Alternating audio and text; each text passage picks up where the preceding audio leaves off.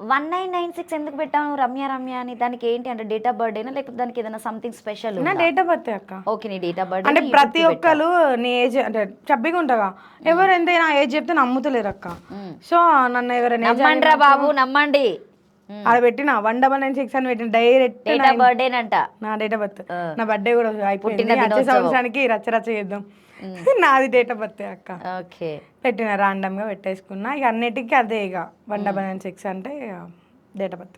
ఆమె పుట్టిన దినోత్సవం అంటే గుర్తు పెట్టుకొని నీకు ఎవరు అడగకండి. చెబ్బిగా ఉన్నంత మాత్రాన, లడ్డుగా ముద్దుగా ఉన్నంత మాత్రాన మీరందరూ ఏదో అనుకోకండి. అంతేనా రమ్య? అక్క నేను లడ్డుగా ముద్దుగా ఏం లేనక్క, నార్మల్ గా ఉంటా అక్క, ఒప్పుకోవాలి. న్యాచురల్ బ్యూటీలోనే ఇష్టపడతారు రమ్య.